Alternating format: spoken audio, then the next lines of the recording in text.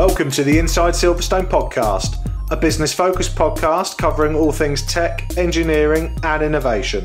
Hosted by me, Chris Broome, a huge tech, motorsport and gaming fan, and also the owner of Longhurst, a firm of lifestyle financial planners and independent financial advisors located in Silverstone, Northamptonshire. This is a series of unscripted and unpolished conversations with leading business owners, thought leaders and high-tech talent where we discuss their experiences within the Silverstone business and motorsport region. We will also be asking them to share their knowledge, insight and their thoughts on the future just for you. If you're looking to learn more about the Silverstone high growth region and commercially connect with like-minded peers, you've definitely come to the right place. Welcome to Inside Silverstone.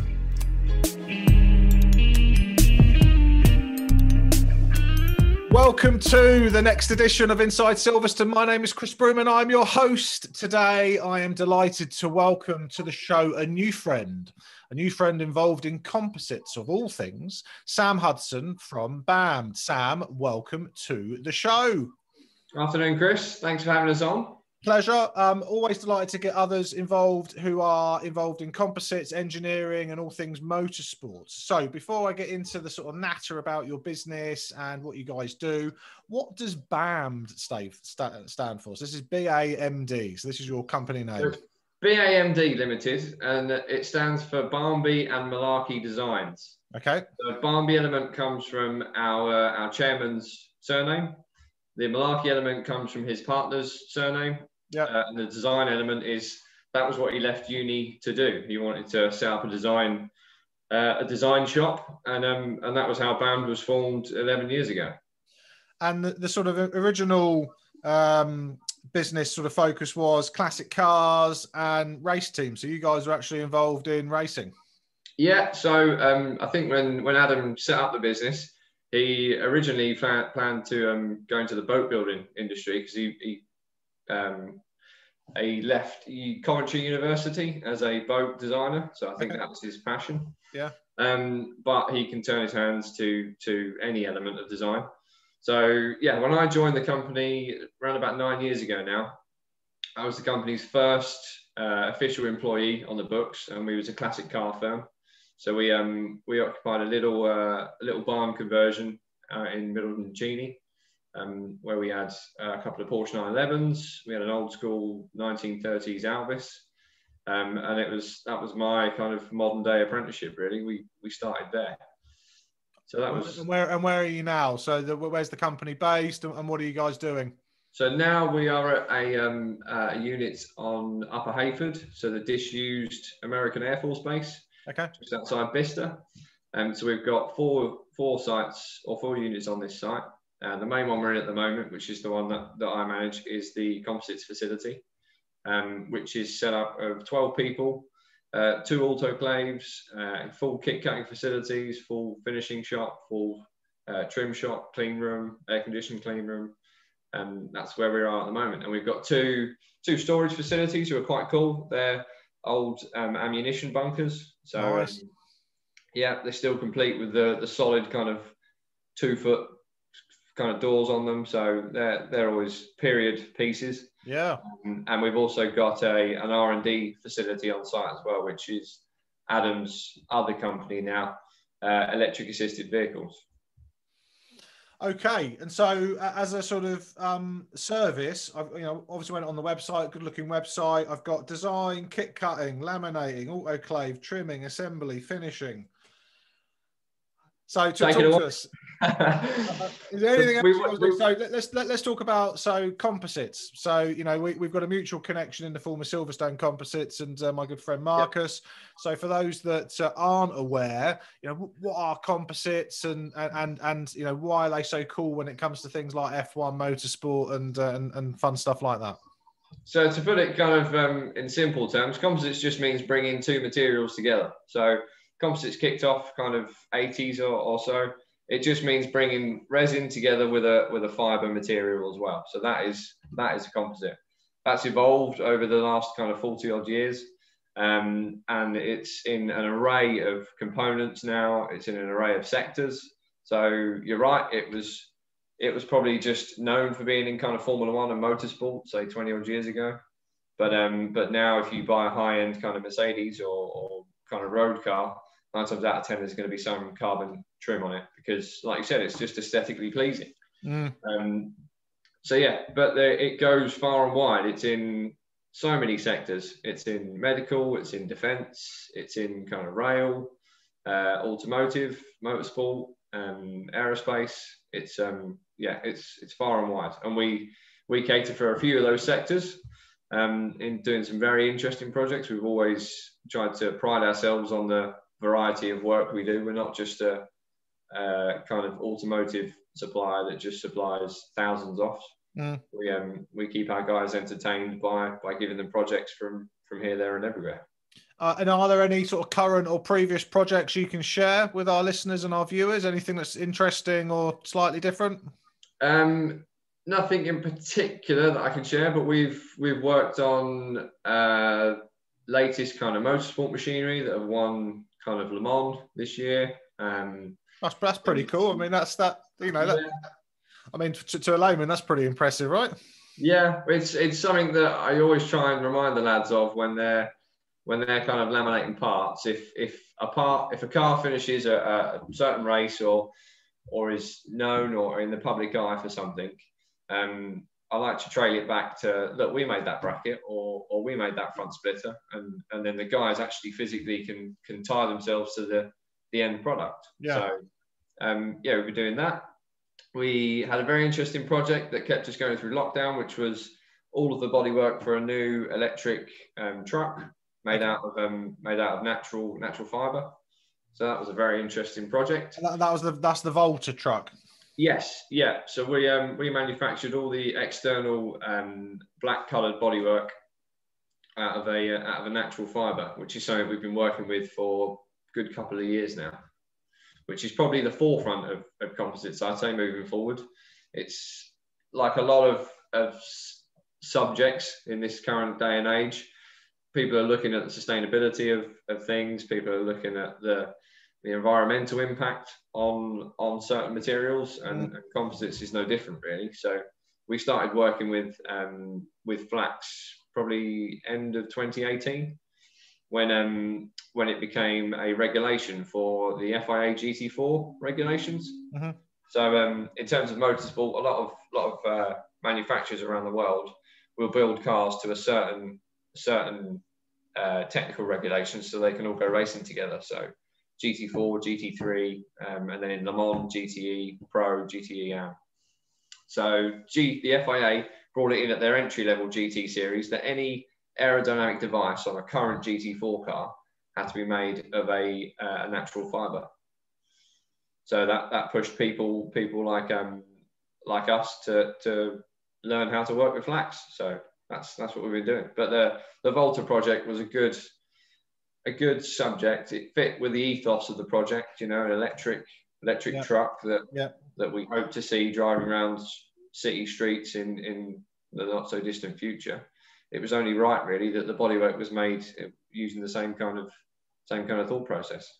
No, it's good. And you obviously, you've done that during COVID. How have you guys found COVID? How's the team coped? And presumably you've got work coming in and you're busy. Yeah. So we brought everyone back off of furlough during, I think, mid-June, July, when we pushed the button again and said, yeah, we're all going to be back in. We worked on a skeleton crew when the first lockdown hit. So that was anyone that could work from home did, but we had a small selection of staff within the departments so that everyone could still operate as they should, really. And that was at the height of the Volta project as well. So that was a good project to see us through. Good. And you guys are fellow STC members, so that's the Silverstone Technology Cluster for those listening that haven't heard of it. So you guys joined the STC in 2019. Why did you join? How's it been? And why should others consider joining? So I was originally put in touch with Pim through my wife, who works for another STC company, ZetaSafe, who are based in the Silverstone Park building. She put me in touch with Pim. Great character, very likable guy. And I just liked what the kind of cluster was about, really. Bringing advanced kind of engineering companies together to not only work together, but then the services that they potentially offer. So no, it's a great organisation. It's a shame that we can't go to more face-to-face meetings this year, but Yeah. I'm sure those days will come in the not so distant future. Yeah, and the annual conference, which is a few weeks away. That's a shame that's not live. Who's your wife? Does that have interest at Zeta? It's Becky Hudson. Ah, fine, okay. So yeah, Becky was involved in the schools project, the inspiration for innovation. Yeah, I went along and met. Yeah, so I met her a couple of times. So lovely lady, good. And you know, from your workforce perspective, so your CV, you joined these guys, as you said, in 2012. So you were the first formal employee, and you joined as an apprentice, sort of cutting your teeth, learning, and now you're composites director. So over, you know, an 7-8 year period, you've gone from apprentice through to director. So first of all, that must be and feel pretty cool. But also as an employer, you know, that's you know, huge credit to them, and presumably you guys and you yourself now are mentoring others through the ranks. Yeah, certainly. We've always kind of approached the subject of expanding the team by just as a motto that I like to use: employ the attitude and then teach the skill. Sure. Because you can't necessarily do it the other way around. So we went through the kind of CVs of more experienced guys coming from maybe Formula One teams that wanted to slow down a little bit, or coming from other kind of competitive composites firms. And the composites kind of world is still a bit of it's still handmade, you know, it's still very much bespoke and it's still a handmade craft. Yeah. And so the different kind of shops that people work at all do it slightly different ways. And we never really felt that we could input we wanted it done to someone that maybe had been doing it a certain way for 20 years. So we took the approach that we will just build our trainee program. We'll fire out trainee positions to kind of bolster the business. Find guys and girls that want to work hard, want to take pride in their work. They're kind of punctual. Their timekeeping's good. They want to just they want to enjoy work at the end of the day, and then we'll teach them how to make the kind of composite side of things. And it's worked great. We've got two out of our 3 team leaders all joined us 4 years ago on the kind of trainee program, and then themselves have trainees below them now. So it's a great kind of snowball effect, because everyone's invested in the business with the same kind of same values, that they can go wherever they want in the business, really. There's no... It sounds great, and you're, you know, a fantastic example of that, right? In that, work hard, keep your head down, and you will rise through the ranks. Yeah, I try to lead by example, and I try to just kind of just listen wherever possible, really. We've always said we hold kind of weekly meetings that include everyone within the whole team. And if a good idea comes from anyone within the business, whether you've been here 5 years or 5 weeks, a good idea is still a good idea. And people are made to feel valued like that. So no, I think we've got a really good foundation. We're looking to expand in the next year as well. So there'll be further trainee positions available, and hopefully we can just build on a good foundation that we've created. Good. Are you personally sort of into motorsport? Is this, you know, something that you're, you know, you watch and that you follow? Yes, yeah. So I'm more of a GT kind of guy as opposed to single seater Formula One. Well, that was going to be my question. So, what's your favourite series? It's got to be WEC and Le Mans. I actually take a week's holiday from here every year, and I go and work at Le Mans for a team. So, oh wow, that's a real back to basics kind of approach that I like. It means that I can kind of get my hands dirty again and fix things at the side of a racetrack. Who's the team? It's a Portuguese team called Algarve Pro Racing. So we finished 11th this year overall and 7th in class in the LMP2 class. Well, what is the car? It's an Orica. It's an Orica LMP2. So I was going to say favourite race series. So we've got that. So favourite circuit?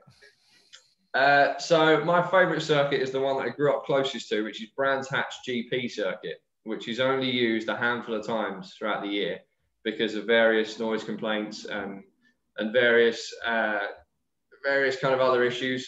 So it's used for only the big ticket items, but no, Brands Hatch GP is the one for me. Favourite driver? Oh, that's a tricky one. That is a tricky one. I always liked Jenson Button in his Formula One days, and he's now stepped to the GT ranks. I felt potentially he was maybe the last of the old school racing drivers, where they were just there for the racing. They didn't care about the kind of sponsorship deals. They didn't care about wearing the right watch or wearing the right kind of fashion accessories. Yeah. Felt like he was just there for because he enjoyed it, and yeah, his GT team did well at the weekend at the 500. So top guy as well, apparently. It's apparently meant to be an absolute top chap. Cool. I've never met him, so who knows? But never meet heroes, so maybe we'll keep that one to one side. Right. Final two questions, Sam. So we're obviously in the middle of COVID. So, you know, Pfizer announced recently vaccinations on its way, 90% success rate, blah, blah, blah, blah, blah. I'm sure their share price has benefited from that. Post-COVID, what are you personally looking forward to doing the most that perhaps you can't do at the moment? It's got to be socialising with kind of family and friends. I think this year has just passed us all by. I think the majority of people are of the right kind of mindset that if we just hunker down for 1 year, hopefully all of our loved ones will be around for many more years to come. But yeah, it's got to be the kind of family parties, the weddings, the social aspect, I think. Yeah, great. Yeah, I think there's going to be a shed load of parties and get-togethers, and everyone's going to be having a lot of holidays and doing a lot of travelling, right? Yeah, I think a lot of people will come out of it with a newfound zest for life, because suddenly we've had all these privileges that we took for granted taken away from us. I would agree, Sam. That's 100% going to happen, definitely. Right, final question. And you know your career is going well when you get asked a question like this. This is the pinnacle of all questions that you're ever going to get asked, ever. In your capacity. Drum roll. Sam from BAMD. What is the king or even queen of crisps? It's got to be McCoy's flying grilled steak. It's got to be. Yeah, man after my own heart. No doubt about it. McCoy's, deep ridge, full of flavour, steak flavour. Absolutely. We've had some other great examples. We've also had some weird ones, from vegetable crisps to, we had a Pond Bears the other day from but actually Natalie McGloin, actually, so her interview's going live imminently. And but yeah, steak crisps, manly crisps, but yeah, very, very good. Sam Hudson from BAM, thank you so much for coming on the pod. It's been a sort of short, sharp, punchy episode, so thank you very much for coming on, explaining what composites are, explaining a little bit about BAM's history. We'll have lots of links in the show notes to the company website, and basically anything else, Sam, that you want us to include will be in the show notes, available on all the podcast apps and on YouTube. I wish you well, and look forward to obviously catching up in the future when, from an STC perspective, we're allowed to physically get together again and start networking.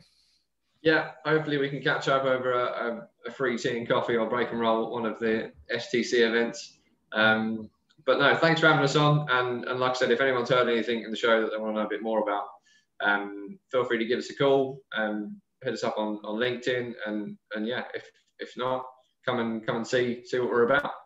Yeah, I think that's I definitely want to come along and have a look at the military base. That sounds interesting.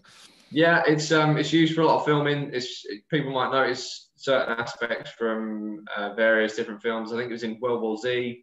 Wonder Woman was filmed. Part of Wonder Woman was filmed here last year, and they've just recently finished filming the next series of Pennyworth, which is like a DC kind of show on Amazon, down the bottom of the runway. And you certainly know when they're here, because they turn up in force. Yeah, I bet they do. Good. Excellent, Sam. Thank you very much, sir. Take care. Brilliant. Thanks, Chris.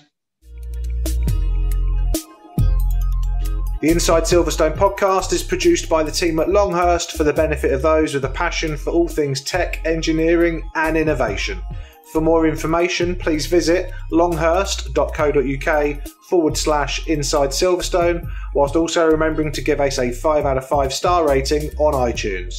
Please note that neither Chris Broome or Longhurst work for Silverstone Park, Silverstone Circuit or Silverstone Technology Cluster.